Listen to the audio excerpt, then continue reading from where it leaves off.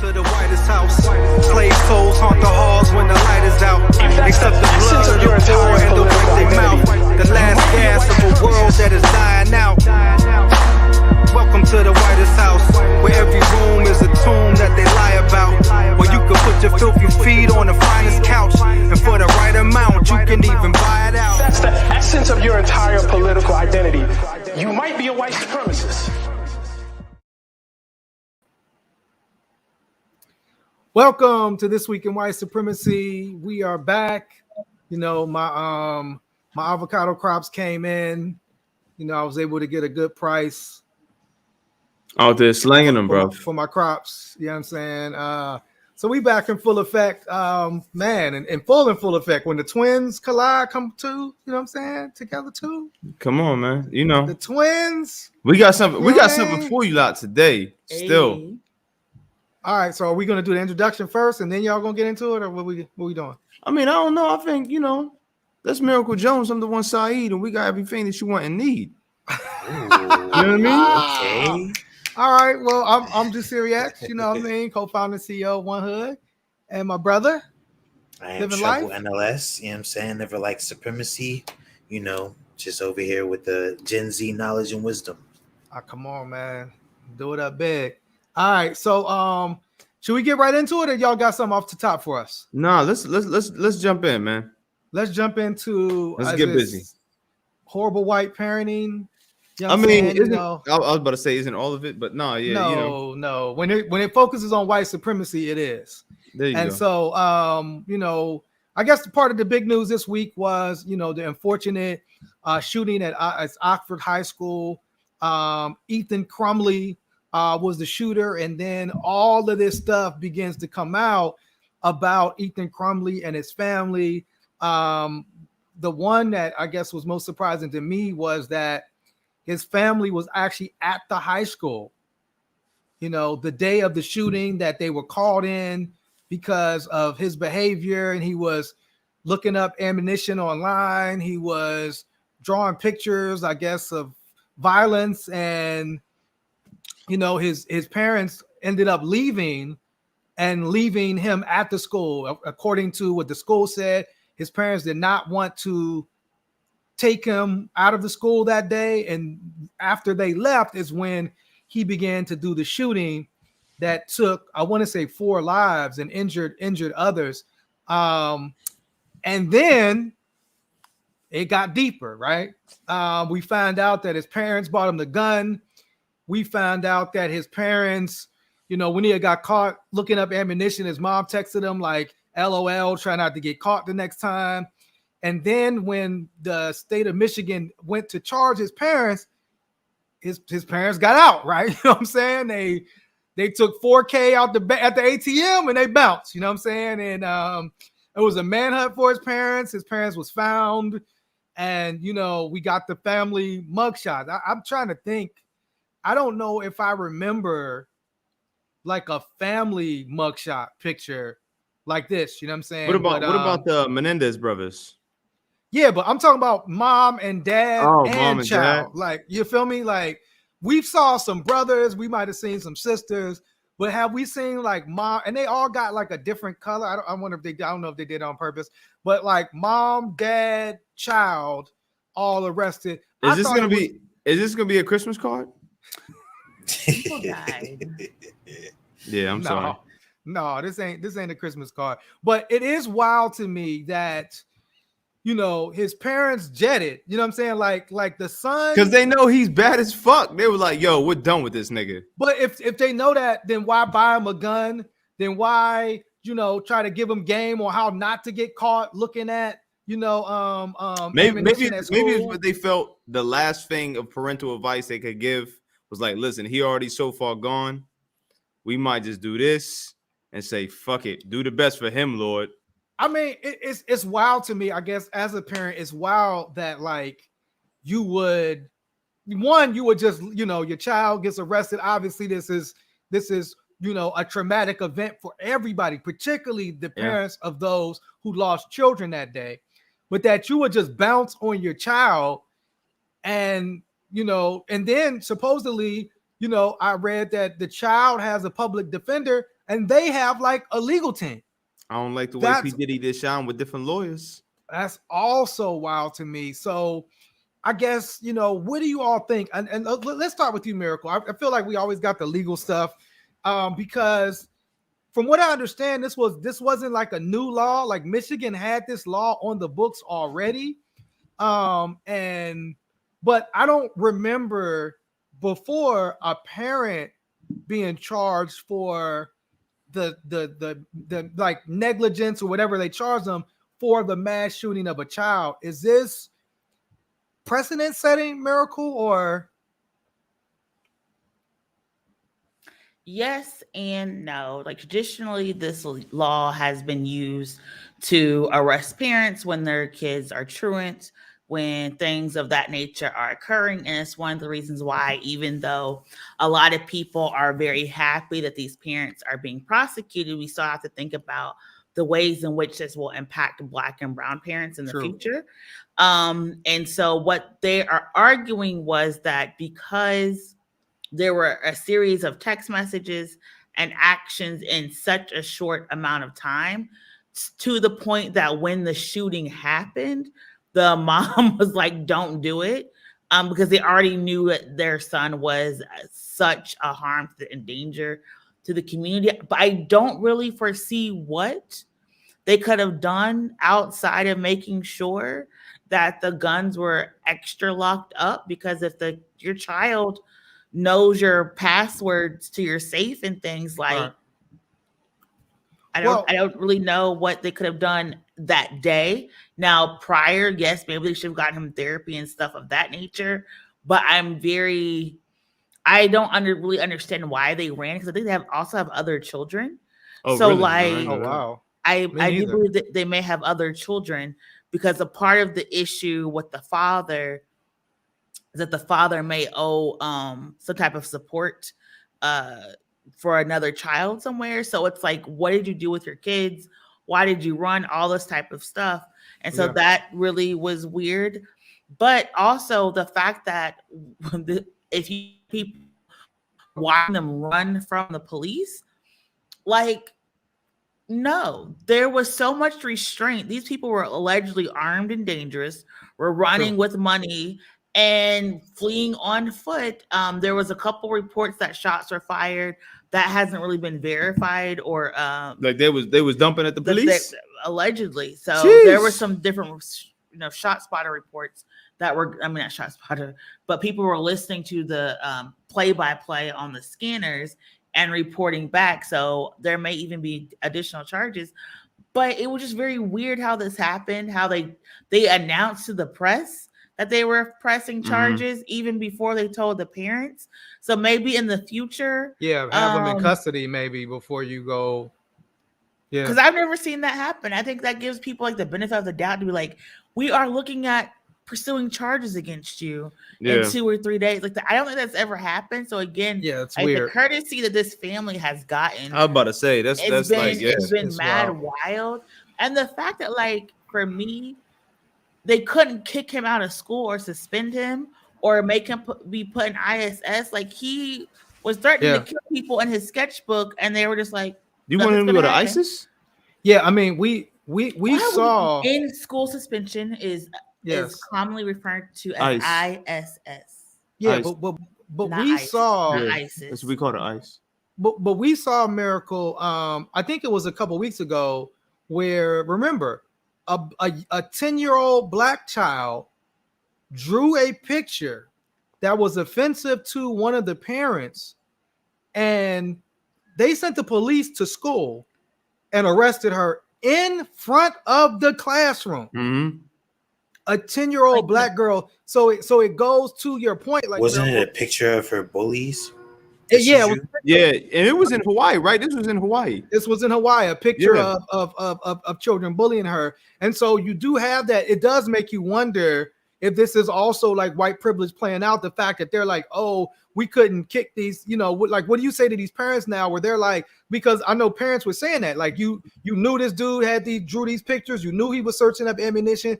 But then, to your other point, Miracle, it looked as if, I know that supposedly this was his Instagram. I don't know if it was verified that it was his Instagram, but there was a child that looked like him that was flashing the gun and saying like, this was bought for me. Like it was like they bought him the gun. This is what I understood. Not that it was their gun, but they actually bought the gun for him. And he had made YouTube comments saying like on the 6 hour that was purchased, like this is the gun that I'm gonna get. And so at that point, like you said, if you buy him a gun, but if you know he's troubled and you don't lock that gun up and you don't know that the gun is, secure, but it's wild also to the fact to me that they were at the school the day of the shooting and basically would not take their child out of school.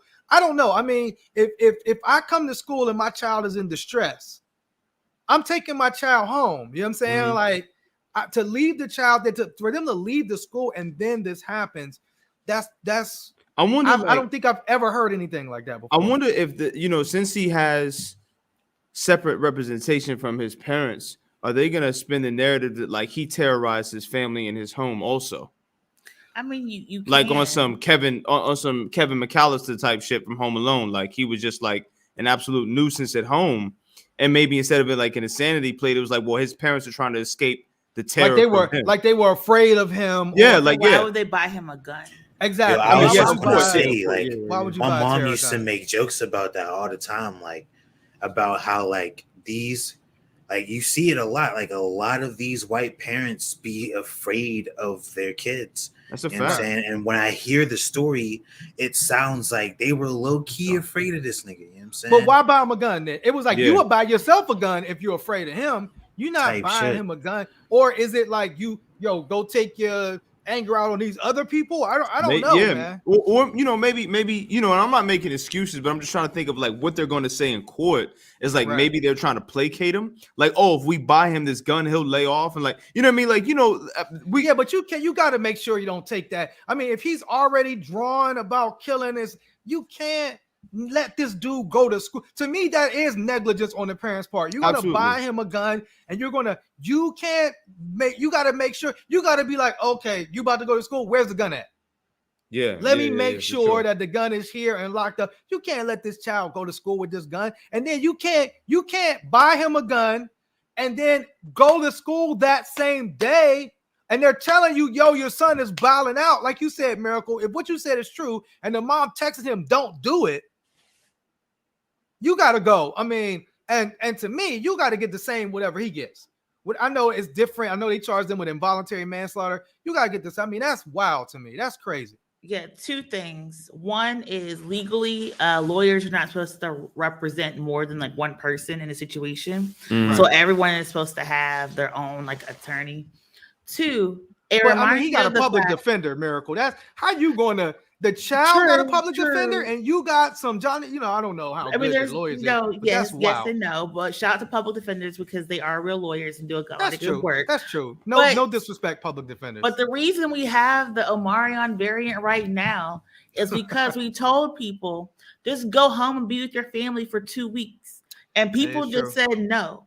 And so I think it also points out to this idea that we look at white families as the standard of wholeness and happiness and health, and here we are in a situation where the parents were just like, no, we're not able to help, we're not able to stop, and in some situations we're going to facilitate this harm. But what I also want to point out, it seems there's like a theme that people don't understand how technology works.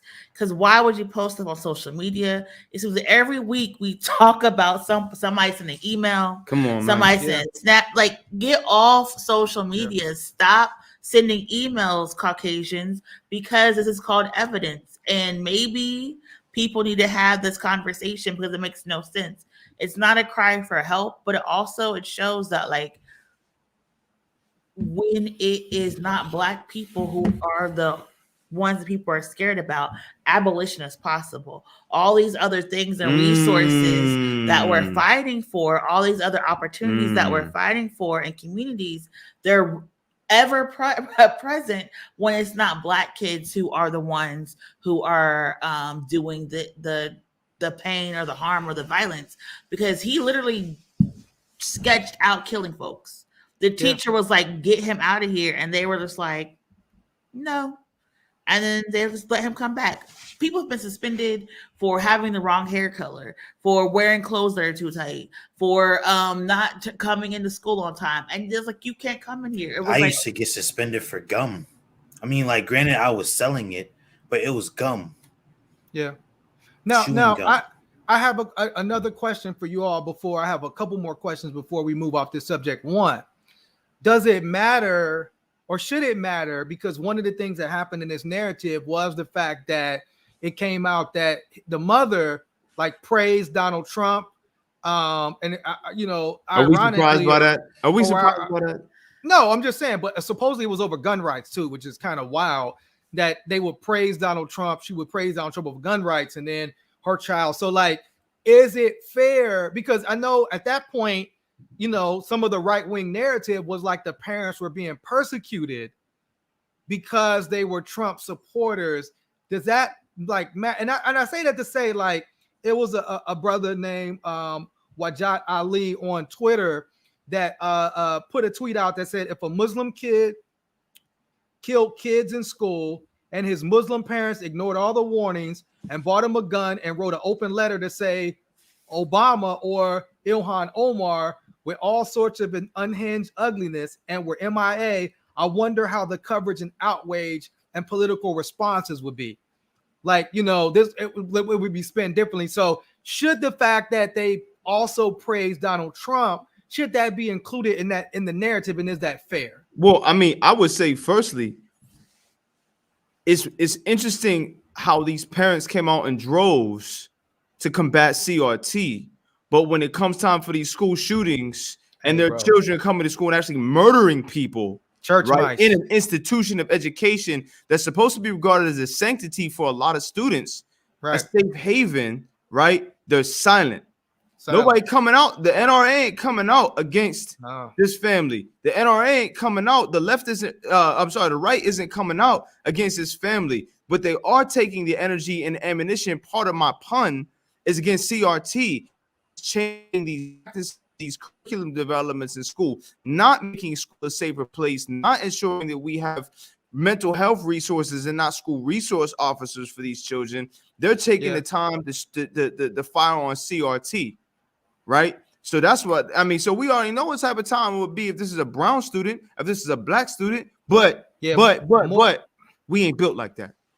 Yeah. More afraid of black history than black guns. That's kind of wild. And it was, you know, somebody did put the meme of the black students that, you know, had to integrate a lot of these schools, and they were like, guess what? They was bullied the whole time in school, never shot a school up. You know what I'm saying? Come on, that part. Trouble, you have any comments on that? Yeah, I do find it very interesting that it's like crickets right now. You know what I'm saying? Because it's like you demonize us and then try to use the fact that like the murder rates are so high within our community, yet you have these white kids murdering children, but there's not that same outrage. You know what I'm saying? Right. Where's the demonization of him? I'm not saying like it's okay, but I am saying that like if you can show compassion to a white kid who murdered children, come on, bro. And it's like also, you know, one of the things that happened was the picture a lot of people used was this picture of him at 10 years old with like prayer hands and glasses. And just like you said, if you can find pictures like that for white mass murderers, I'm sure you can find some pictures like that for black victims of police brutality that's dead and gone. And so you also see, you know, that play out. And so in social media. And so the next day, speaking of, I guess, white parenting in 2021, the next day, a representative from Kentucky, Representative Massey, put out a Christmas card that showed him and his family. This is Representative Thomas Massey with, you know, I guess it was a picture that said Merry Christmas and asking Santa to send more ammunition. Can you post that picture, John, so we can see the I don't know if this is a MAGA Christmas card or whatever. What was he representing? Kentucky? Kentucky. This is Representative Thomas Massey. It says, Merry Christmas. He posted this on Twitter. Mind you, the day after this mass shooting, he posted, Merry Christmas, Santa send more ammo. And it was basically his whole family holding automatic weapons. You have that picture, John? Can you bring that up? I remember that picture. I can envision it now. I remember seeing that. Oh, picture. okay. He got it right now. That's tone deaf at the absolute worst or best. Like, so this is well, I'm about to say, don't put Treble's name over Treble's name over the picture. So I mean, again, the day after this mass shooting, I mean, but it seems like that, almost damn near every day is a mass shooting in the United States. What do you all think of Thomas Massey's Christmas card? Ill-timed. Just imagine if they were black, bro, and the responses that it would get. You know what I'm saying? Like, right. I think I saw somebody say, imagine if this was any other culture from any other country other than like white people from America. If this was a group of Muslims and they were in full Muslim garb and they were all holding up AK-47s, it goes back to your point, Miracle, right? That like the white family is seen as like wholesome, right? Even if they've got everybody got a machine gun in their hand, but yet if like, let's say one hood, No. Could you imagine the pushback we would get if one hood said Pittsburgh we're going to take our uproar, our one hood Christmas card, and we all got on red, black, and green one hood hoodies and machine guns. Now all of a sudden, be honest with you, I'm not upset at it. But I'm just saying, it's looked at. Yeah. Now we're gang affiliated. We're a militia. Now we're gang affiliated. We're violent. We're angry. We're So what do you all think about this and kind of the double standard that exists? Can we put that picture back up? Can you put that picture back up, John? I want people to notice the lack of drip in this photo. People, it's the front page of LLB. There's a Christmas tree. It looks hideous. There's no presents in the background. No, there's bad lighting. They was asking for ammo. That was the present. They don't even look like they're in the same photo. This person's in plaid. That person's in stripes. The reds do not match. Everything is. The couch is that's a love seat. The middle girl is trying to shoot her mom's head off. Yeah, I'm saying there's no gun safety here at all. The mom and the daughter. That's the first rule of gun safety. You don't point your weapon at anything you don't intend to kill. She's gonna kill either the son or the brother-in-law or the son-in-law over there. It's just it was just hideous. Like if you're going to troll somebody, at least put a little effort into it. And mind you, I just learned these guns are like thousands of dollars. Like it's like $1,000. Yeah, they ain't cheap per. And then there's like the additional things you put on the gun start like in the hundreds of dollars. So like they don't need ammunition. They need to learn how to budget and save, correctly so they can afford their ammunition. But at the same time, like how many guns does one person need? All of them. Well, right. But this is the thing. Like, and then like who? Like, are you in a nice neighborhood? Like, who are you? Who do you need? Is that for black people? Like, who are those guns for? Like. Who in Kentucky has somebody put a hit on your family? Like, what in the hell is going on?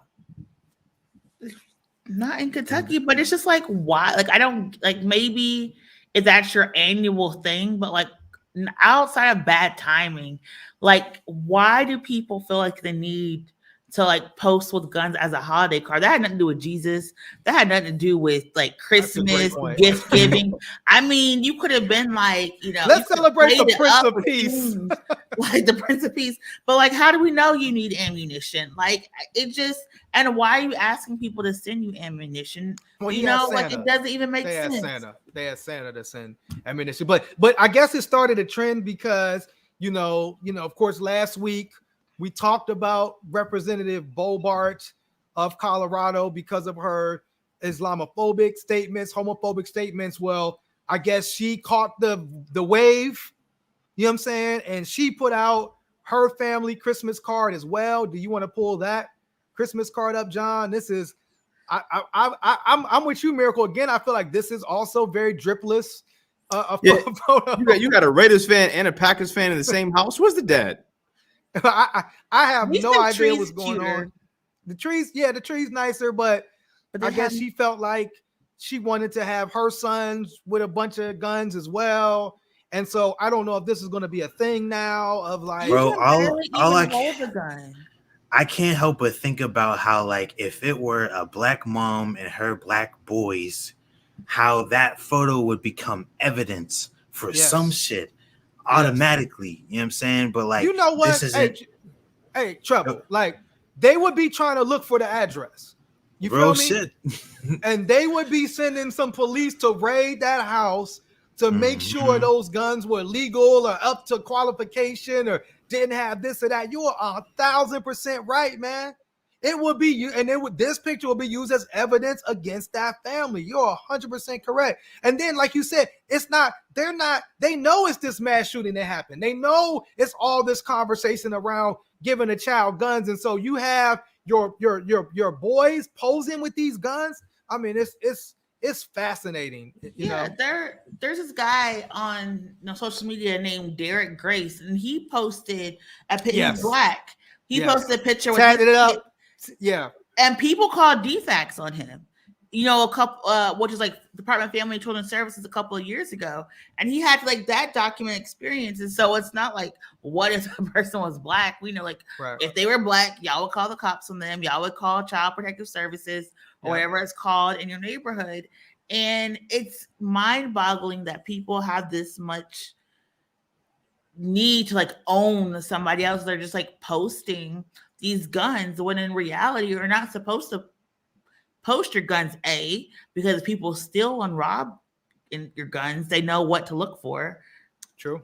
And 2, you're supposed to be securing this stuff. That's not gun safety. If you take an actual gun safety course, they tell you not to pose with guns because it's life and death, and it's a serious matter. So again, you're not even displaying your love and respect for this weapon because you're just playing with it in front of a Christmas tree. Right. And it kind of gives that connotation that it's like a toy, right? You got young children, y'all all got guns, and it's like, what's a child gonna do? You're gonna take your gun pointed at something, we're fighting war. And I mean, we hear this all the time. Like a child finds a gun, they pull it at another child, a child gets killed, all of this going back and forth. And so it also seems like it's just poor parenting. Like you said, you should be, if you're serious about you and your family having guns, if that's what you do, is that your thing, you're serious about that, the gun should be, you should, particularly for a child, you should let that child, this isn't a weapon, this isn't for play, this isn't to pose and post no picture for Instagram, this is serious, we're going to use this for these different things, whether it be for hunting or whether it be for home defense, whatever. It should be treated seriously, not like, oh, we're going to pose for this Christmas toy thing, and then when the kids argue with one another, somebody pull out a gun and shoot one of your children, or vice versa, now you want sympathy, now you want, it's crazy, bro. It's crazy. And then it's interesting to think that like they're gonna be able to go to work the next day. Of course. You know what I'm saying? Like that's no problem.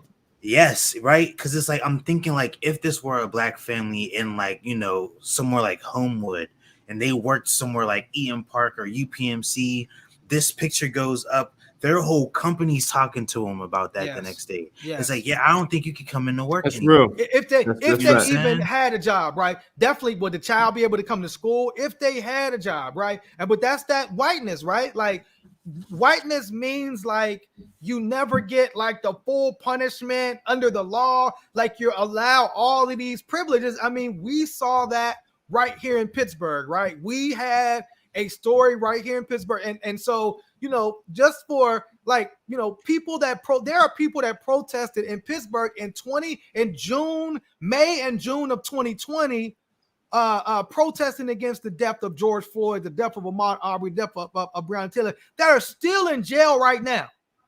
That protested are still in jail right now, and yet we had a case come out today in Pittsburgh that a man that placed bombs, not one bomb, not two bombs, right? But a bag of bombs in downtown Pittsburgh, where you would say during the daytime, that's one of the most populated areas in Pittsburgh. According to the bomb squad, these bombs were like, could kill somebody if they went off. And this man who placed these bombs downtown during the height of the George Floyd protest to try to agitate people, to try to like make, people think that this is what George Floyd protesters were doing, gets probation. Probation for a bag of bombs downtown Pittsburgh during the day where a whole lot of people are there working. Probation. So I'm gonna start with you, Miracle. But did he have like a good look? What the hell? Now I guess he was in jail during this whole time. So they said, oh, he served 18 months, but 18 months for bombs, a bag of bombs. They said when they went to his home, they found more fuses and all this other stuff. What the hell's going on, Miracle? In reality, this is the type of sentence that we want everyone to have, right? We want everyone to like go through, a trial or a plea deal and be able to come home and be able to serve their time at home within their community and make amends. The issue maybe not bomb makers, but But the issue is we just had a black man who only threw a brick at a police car get sentenced to a year and a day in federal penitentiary. We had another person who just jumped on a police car, got sentenced I believe to 2.5 years, and the other guy got sentenced to 4 years. So all of these black people who are involved in these same protests in the same amount of time, who didn't have premeditation, who didn't have intent to harm, who literally were just going with the flow and got caught up with their emotions after experiencing heartache, racism, and violence, reacted to a situation. They're getting years in prison, getting felonies. And here is this white man who's getting probation. And we also have, again, the white kid who started the police fire in the first place, also only got 6 months. So all these white people get to benefit from these abolitionist viewpoints and get to be seen as victims, people suffering with addiction disorder and mental health issues, while all these black people get to be criminals and thugs and be sentenced to jail. That is the problem. And that is the disparities. You look at these cases, each and every one of these cases is a black people going to jail, black people getting these harsh sentences. And this white man, and the reason it's very important, he didn't just stumble upon a bomb, right? He researched that. He built that. He ordered those supplies and materials. He canvassed. He had the requisite mindset at that time to do significant damage, to cause a race war, to cause even further division, which is actually textbook terrorism charges.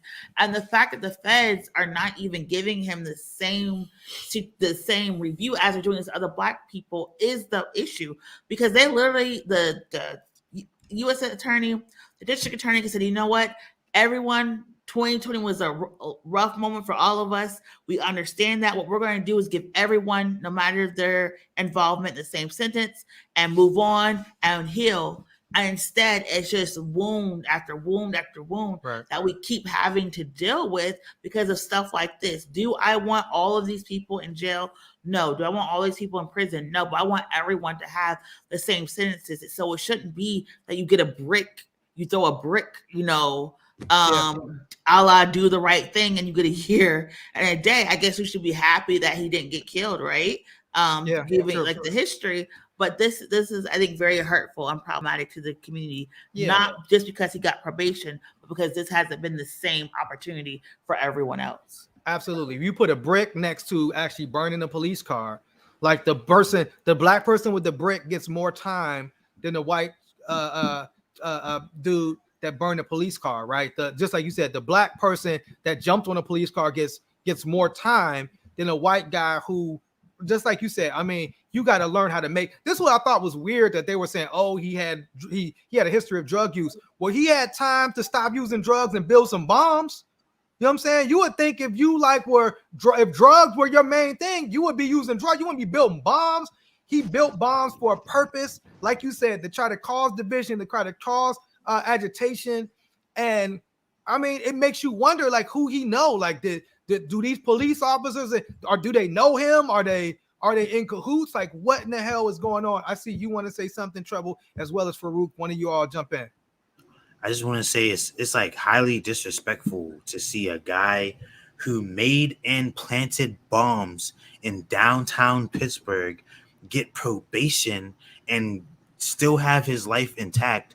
But just a few months ago, I was looking through One Hood's comments when we were trying to pay respect to Antoine Rose, and people sharing sentiments thinking that he deserved to die for an alleged drive-by shooting. You know what I'm saying? It just makes no sense to me.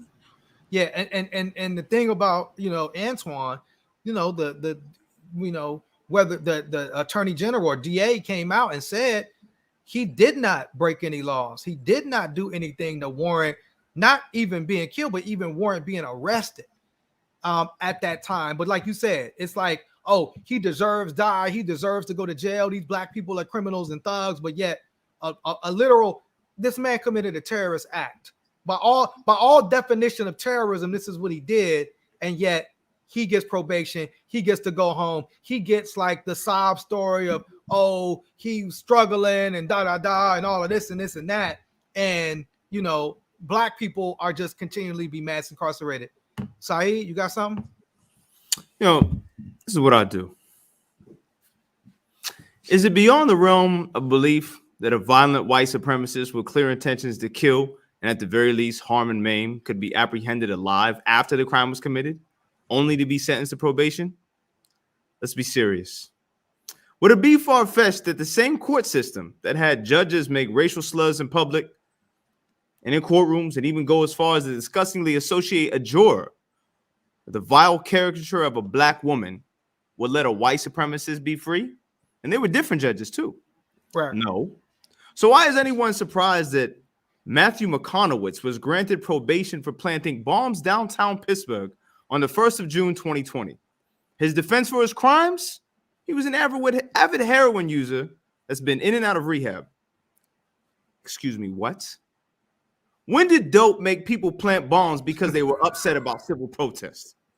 But if a man can walk into a place of worship and murder people because a then sitting president influenced to do so, well, why can't this happen as well? They're not mutually exclusive. Ironically, the same judges on both cases. What's frustrating is the intent isn't what was prosecuted here. Clearly, it was the absence of tragedy that was the focus. And even more frustrating, how many black and brown people have received prison sentences or death by police intervention for allegedly selling CDs, Lucy's, having a counterfeit bill, jogging through white neighborhoods, having an asthma attack, or prescription drugs? If we're only prosecuting the action of a murder and not the intention, if the bombs during the Boston Marathon didn't explode, would they have had mercy from the court due to an unfortunate and misguided arrival at an ideological crossroad? Hell no. If we're only talking about bombs exploding, would Tim McVeigh have gotten probation for a faulty detonator? Why was Ahmed Muhammad, a 14-year-old science enthusiast, accused of terrorism when he brought a hand-built digital clock and demonized so much by his community and Fox News, his family returned to Qatar? True. Don't all bombs matter? I guess not, unless it's bombs over Baghdad. Man, brother. And go ahead.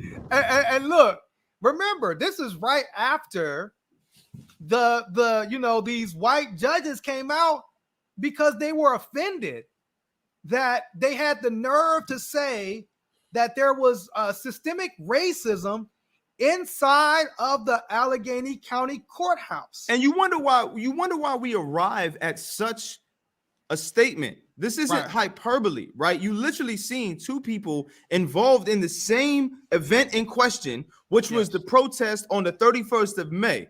Yes. Right? Two people.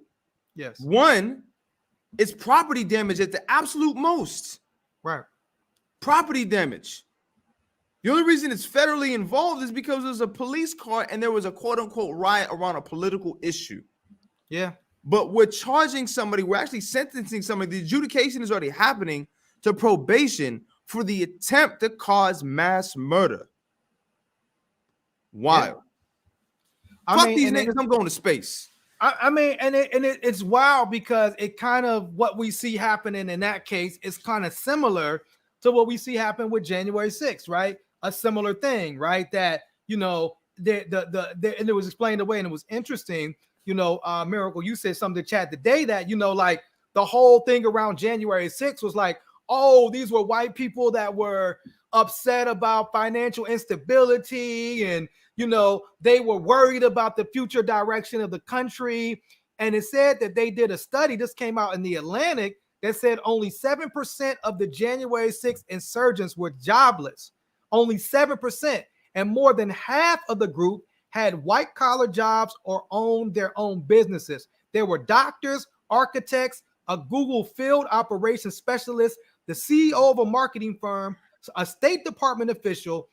The last time America saw middle-class whites involved in violence, it was expansion of the second KKK. And so here we have, similarly, right, we're seeing the folks that you know, participated in this coup. We're seeing sitting Congress people defending them and complaining about, you know, their how they're dealing in jail. You know what I'm saying? We're seeing these light sentences come from folks that ran up into the Capitol, despite the fact, you know what I'm saying, that, you know, these were professional people that wanted to overturn the election.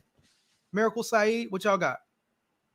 I mean, we told people, like, I don't know what to say. We said economic anxiety was a pretext for there are too many colors near us. Like, I don't know why people get surprised when these reports come out. And again, racism is not regulated to a class issue. True. Racism is not something that only uneducated people have. So this idea that we have to educate people more and therefore they'll be less racist is a lie. People who really just don't like to be around folks that don't look like them. And we have to be very honest about that reality and stop telling ourselves that, like, oh, if people just get to know me, they'll like me. Or if, you know, if they'll be my neighbor, they'll like me. You can't even get into a neighborhood because you're being priced out or devalued. And so, that report wasn't shocking to anyone. But like they said, what was telling about that report was they said that the people who ran up in the Capitol across all states, the one thing that they had in common is that their neighborhoods became more diverse. All of these people, no matter what state, Georgia, Florida, Pennsylvania, Texas, all of these folks came from places where they have to deal with Black and brown people and decided that that was too much. Equality was fine when people were marching over there, but once they have to deal with people at their PTA meetings, they had enough and they decided to take the Capitol. And that's the reality that we live in. And it also blows away, real quick, it also blows away the idea that if we just had more education, it blows the idea that, oh, these people are racist because they're ignorant. Well, there's doctors, they're architects, they're Google field specialists. They're not ignorant, they're not dumb, they're not uneducated, but they're still white supremacists. What was the pushback? Economic what? Anxiety. Instability. Economic anxiety. Nothing says economic anxiety more than going to the home of the free world and trying to lower the property value. Yeah, I guess you're going to lower it if you're putting feces on the wall. I mean, right. You know what I'm saying? Like that, that's the wildest shit to me. What you say? What you say? No, I thought Miracle was going to say something. Oh, I was going to say, when we talk about like racism, I believe it was this week on social media and went viral that people. This week in white supremacy or this week in social media? That people said that this was the first time they ever saw a Black baby and a Black person being illustrated when it was talking about the how fetuses look. And when we talk about these academic institutions or these high power positions, white supremacy reigns all through those because they don't want to see us there. And so this is just another reminder that racism built all this. Yeah. White supremacy created these systems that we're all suffering under. And that is why we try to do this podcast, to have people, their third eyes open. Yes. Also, Miracle. Sister. Also, another thing went viral, and you said it, Miracle. I guess right in time for Christmas, a new Klan dropped, right? not Wu-Tang Clan, but a new clan dropped, and there was a march at the Lincoln Memorial called the Reclaim America March. Did you want to drop that video for us, John? This was the Reclaim America March at the Lincoln Memorial. Bro, this picture smells like wet nickels. Can we just talk about? I don't know who decides. Can you play that video, John? The fashion. Who decides the fashion? What? Yeah, where they go to Old Navy? Like, it's the khakis. I know people at Ross are like Ross for less. It's the with an offbeat ass drum.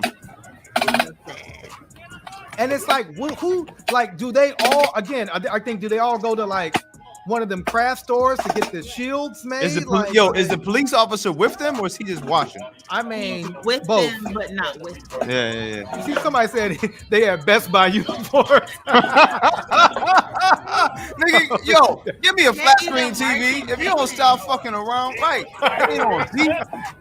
It's like, why are these conservative white people are okay with wearing masks, not to save a life, but to protect the fact they're racist? Right. Exactly. You got a mask now. Why are they okay with wearing masks, not to save a life, but to protect the fact they're racist? Yeah. Also, can you who can you imagine being in the room when they're like, we need to do a Klan light? No, we need a march on Washington. March on Washington, yes. The Lincoln Memorial. Yeah, right, of all places. Wearing a white ski mask. Yeah. Khakis. The Lincoln Memorial. Why won't you go to the Washington Monument? Because Lincoln freed the slaves. And they want to reclaim America, brother. Oh, shit. I didn't even pre that. And then I think too, like the idea that like that's deep, you know, it's always deep. You know, white supremacists always they know the deep. history. They do stuff on Hitler's birthday. Snow taps. The snow taps, bro. I'm trying to tell you that, man. The snow taps out here bugging. But so it's also, and then it's like and it's like they got shields. Like who are the shields to protect you from? Because the police officers are protecting you. The police officers are with you. Like, what do you have a shield for? But it is that Omarion. The color. You got the shield for Omarion. The Omarion and Mu and Nu and Phi and Say and the Kappas and the. Are you trying to tell people you cultured because you know the whole Greek alphabet? No, I was just kind of making a joke, but it's fine. I am cultured. But. You know, flex on. You have any comments, Trouble, on reclaiming America? See, this is why I don't own any American flag paraphernalia. Because every year it gets more and more racist. It's very it's very radicalized. The flag itself is radicalized. Yeah. Like if you put that American flag any place else across the globe, it's not received well. You can even go to Europe and put an American flag someplace, and it's not received well. Right. Well, and I think that was part of the whole conversation around like the idea that like the American diplomats were boycotting, you know, not going to Beijing for the Olympics because they were upset at China's human rights record. It's like, check out what's happening over here. There's a lot of human rights abuses happening over here every damn day. What are you talking about? That's performative activism. You know what I mean? Like it's no 100%. Different than putting your black box up on Instagram when that shit was sexy, and you know, stop Asian hate because that was sexy, and all these other things. Like, yo, Ahmaud Arbery was fucking a human rights violation, my nigga. 100%. George Floyd was a human rights violation. 100%. Breonna Taylor was a human rights violation. Tamir Rice, that's a war crime. Most of these officers that committed these weren't even indicted or even tried for these crimes. I mean, just not to top it off, the mass incarceration during a global pandemic that we see happening. So 100%. I mean, just like you said, it's like, come on, and it's showing like you know, and the idea of like you want to reclaim America for who? Like white men. Is that going to be the new MAGA? The reclaim? I guess, but it's like from who? Who has America?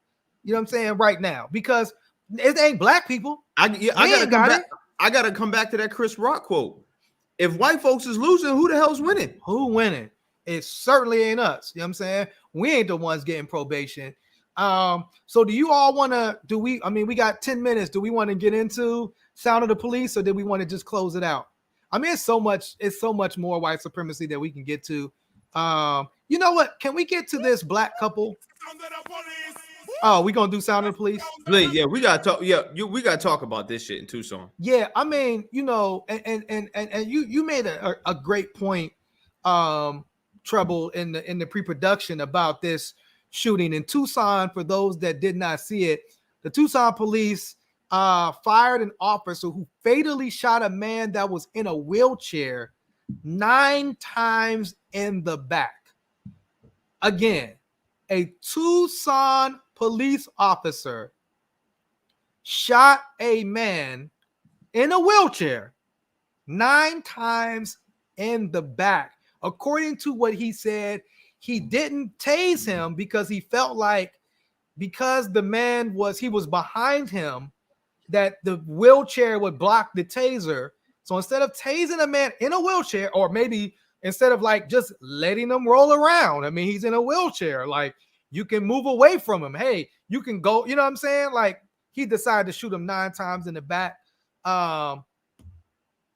He's been fired. I don't know. What do you all think? Yeah, this just shows, like, I'm gonna reiterate what I said earlier about how, like, this shows how far we have to go to get to true justice, because like this shows that like we don't even have different practices for those who are disabled. It's just like everybody catches the same smoke, and I guess like this is their idea of equality. You know what I'm saying? Everybody gets it, but it's like, bro, like you have this man in a wheelchair.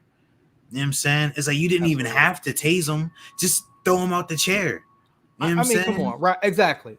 And you're behind him. I think this is the whole thing too. It's like if you're behind the man, because they said the man in the wheelchair had a knife.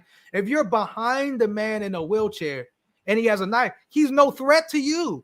Yeah, you're behind him. That was the issue with the police, and just me from a logistical and a tactical standpoint. If you got someone that's charging you with a knife, the moment you're behind them, you had to evade them. So circling around someone in a wheelchair is not hard to do. It's not hard to do. So, and then you proceeded to shoot him because you didn't feel that your taser would be effective. Your non-lethal weapon wouldn't be effective because he was in a wheelchair. His wheelchair was going to block the taser bolt, right? So you say, you know what? It'd be better if I shot him, not once, not 5 times, not 7 times, but I'm going to give him to Curtis Jackson. And he hit him 9 times in the back. Like, he's in a wheelchair, bruv. You know what I mean? Like that is just, it's disgusting, man. And like Trouble said, that's their version of equity. Treat everybody the same, right? Yeah. Even if you're disabled, you get shot 9 times. I mean, because this just happened. Didn't this just happen in LA where they duffed out that man in the wheelchair? Was that LA or New York? I didn't see it, but I'm sure. Oh, I mean, where we, I think it was Columbus, where they pulled the black dude out of the car. Who was this brother was on the street. It was LA. There was a protest. No, I didn't see that. Yeah, there was a protest that happened in LA. Brother was on the street. Police, duffed him in the mouth and then tackled him out the wheelchair. Yeah. It's like, who you flexing on, my nigga? He ain't got legs. Right. And in the case of the brother that was pulled over in Columbus, he was telling the police, like, I can't just jump out of the car because I'm, in a wheelchair, I'm disabled. And they didn't believe him. He was, well, how'd you get in the car? He was like, it takes me a while to get in the car. And they dragged this brother who was disabled out of the car. Miracle, you have any comment? Yeah, one of the things is just a reminder that according to some estimates, over half of the people who are shot by police have some type of disability, whether physical or mental. And so this is just another reflection of that. Like someone's in the comments, cops are very ableist, cops are bigots, cops do not take into account people's abilities and faculties and what they need to de-escalate situations. And so this is like a really clear-cut picture of that. And again, this officer was able to like go home. People were able to see him, and they're just like, we're going to do some investigation later. It is very problematic with that. And then I know also Blair mentioned in the comments that one of the local police chiefs were arrested here in Allegheny County. Here's why he was arrested. Do tell. Talk about it. His friend, he got friends, allegedly raped a 15-year-old. Yes. His 20-year-old friend allegedly raped a 15-year-old. And what did this officer do? He covered up the evidence. He went to her father and basically tried to say, if you don't drop these charges, Witness I'm intimidation. going to say that you gave them alcohol. Yeah. Wow. And use his position of authority.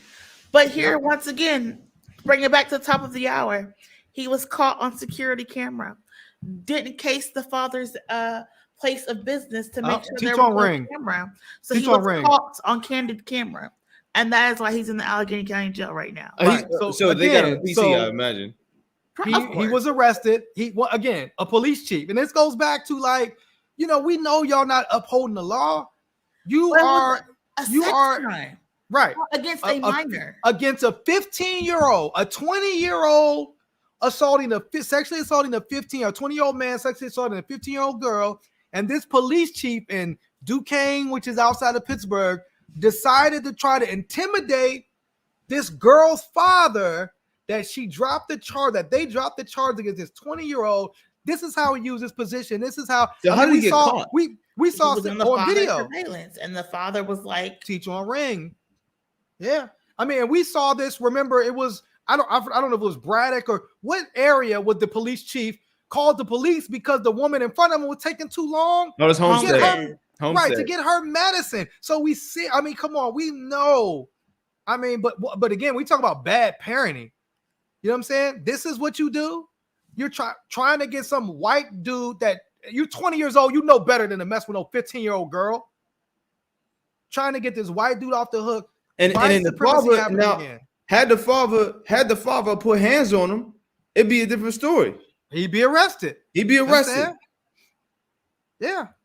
Now we moving some furniture. That's why I keep saying to my house? No, we abolition already works. And I hate when people say, well, what do you do if you're raped or sexually assaulted? Clearly, if you went and did this officer was not going to be on your side.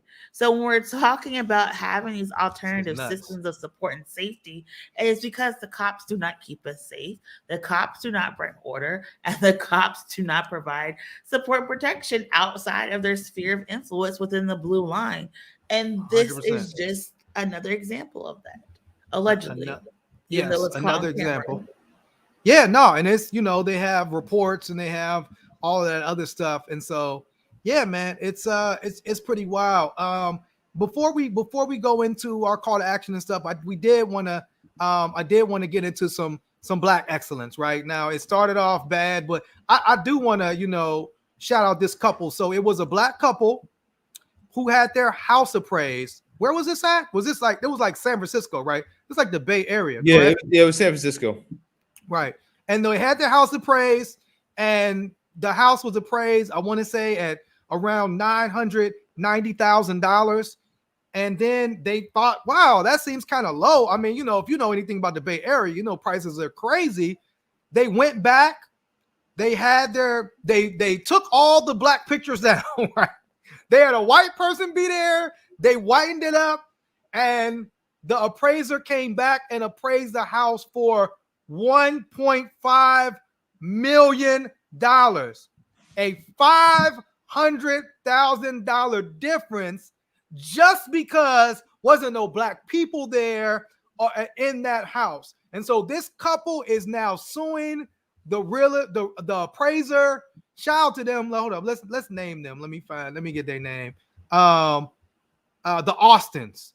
The Austins whitewashed their home and had a white friend pretend to be the owner, and the appraisal rose 50%. So shout out to Paul and Tanisha Austin for not only, we gotta literally go find white people. Like white people need to make a service now. Hey, we'll come in your home and sit in your home so you can appraise. You know what I'm saying? But shout out to them for suing the appraiser. That should be illegal. It should be illegal for you to take $500,000 off a house just because you see a Black face. But then tell us how there's no white supremacy in America. Tell us how there's no such thing as white privilege. Dave Chappelle called that shit. What did he say? He said that in a joke. He said that in a bit. Oh yeah. He said the police gonna come in. Hey, this nigga broke in and hung up all these pictures of this nigga and hung up all these pictures of his family. Beat him down and throw some crack on him. Sprinkle some crack on him. Oh my God. But shout out to the Austins. Sue that appraiser. Any comments? Did y'all have any comments about the Austins? Trouble Miracle? Yeah, I'm just happy, bro. I'm happy that they're suing because that is some bullshit. You know what I'm saying? Absolutely. Miracle? There is a movie, I believe it's called The Last Black Man in San Francisco, if people have seen it. And it talks about particularly this issue of Black people being pushed out of these tech capitals and these tech cities because of things like this. So whether it's redlining or these appraisers just devaluing Black people in neighborhoods, there's so many systems that create all of this chaos. So when people take to January 6th because they're sick and tired of Black and brown people in their personal spheres, it's because of things like this. And that's why we have to fight against these things. So I'm happy that they're suing. I hope they win. And I hope appraisers really sit there and take a second to readjust their arena and their career field. But this is why it pays to have diverse friends. This is why it pays to ask people about like what their home's worth, what changes has happened. Go make friends with your neighbors so you can walk through and see what their little, I don't know, countertops and things look like. Hey, Miracle, I already got my white people lined up. The minute I want to sell my house, I got my white folks lined up. Boy, I'm taking all the pictures down. They coming over here. There are no Black people in the future. Look, I am getting the max value. I'm taking all them signs in front of my house. I'm getting the max value for real. You know what I'm saying? Like, I'm not playing. Why is there an American flag outside? Right. 100%. I'm getting my American flag, put it right outside. So we want to get to our white pages. And this is the 1619. This is the book. The 1619 project. The one that this is the one that set it off, right? That's got white people going to their high school. This is what started a fucking, I don't even know. Avalanche of chaos. An avalanche of mayonnaise at school boards. All I know is it's almost like a vampire type of thing. You know what I'm saying? Like, oh, that's the bomb. Man, like, you know what I'm saying? Like, yo, this is the boogeyman right here. This is everything that is wrong with America. This is what's sending us back to a divisive country when, we were happier when Negroes knew their place. Right. This is Nicole Hannah-Jones was ready to go to, what school was it that she had her tenure? North UNC. Carolina? Yeah, UNC. And now she's at Howard University, all because white people do not want to learn the real history about what happened. Let Black people tell the narrative. I'm reading. Get the 1619 project. Hey, if you want to give something for Christmas, give the 1619 project. Put it in a gun box. Like, put it in a box where they open it and they think it's a gun, and then they open the box up and it's a 1619 project. That's what y'all should do. Troll your racist white family this Christmas. Get them the 1619 project. You're not ruining Thanksgiving. Yeah, right. Yes. No, yeah. Pictures in here. There's no picture. I didn't see no pictures. And then there's no pictures. And what's our call to action, Miracle? There is a single mom event or a mom event happening this weekend. There are pictures. That's one of the pictures. Okay. Shout out. I'm sorry, the microphone's like all in the way. But it has like people throughout like the years. So for folks who've never seen Black people in the 1800s or the 1900s or didn't realize that Black people knew how to read and write, before, this is one of my favorites. The man just looks so cool. Don't he just look like this? I hated how we dressed in the 1800s, man. I was hot all the time, man. Had like 7 suits on at one time. You were hot in the 1800s? I'm like 374 years old. I've been trying to tell niggas. He just looked like so You Shang-Chi, brother? Bro, come on, man. I'm out here with it, man. You know what I mean? Like, so do we have a call to action, Miracle? Yes. So the Women and Girls Foundation, along with Single Moms Undefined, has a Single Moms Day Off dinner this weekend. If you go online to their social media pages, we'll also post the link in the chat. You can sign up to have, bonding and solidarity with other moms just in the local area, just to have a night off, get some great food, a lot of partners, including Women and Girls Foundation, IKEA, and some others. And so you can just go get some grub on for this weekend. Also, you just remind people there was a story that came out yesterday about like Todd Robinson, who has spent 4 years waiting to go to trial. He was actually shot by Wilkinsburg police. He's going to trial, I believe, next Tuesday. Yes. So please follow ALC Court Watch. They need volunteers to go sit and watch this trial. There's a lot of things happening that really hasn't been publicly discussed yet with these officers. And so people really need all eyes and ears and bodies at this trial if you feel comfortable to go and watch either online or in person. So look up Single Mom Undefined for the retreat for this weekend for moms, and then file ALC Court Watch for how to get in contact with the Todd Robinson. And that it was like the Pittsburgh Institute of Nonprofit Journalism, isn't that who published that story on Todd Robinson? They did a really good job. So look them up, as well as on Monday is the Carol Art Brown Awards. It recognizes emerging artists and established artists. And what's cool about this year is every artist nominated for emerging and established artists are Black artists. I saw Michaela Wuna, Stacey Pearl, Janelle Young, Inez. And so it's just dope to see, like Black artists getting their props, you know what I'm saying? So shout out to all those artists that are nominated for the Carol Brown Awards. I believe that's Monday, and you can log on. It's virtual. You can log on and see it. So let's cheer on and lift up, our Black artists in Pittsburgh that's doing the damn thing. You know what I mean? Shout out to all of them. Anything else? I mean, Just look, never lose sight. I didn't even have time to get into all my little racist white supremacists. I think you should talk about what happened in lacrosse.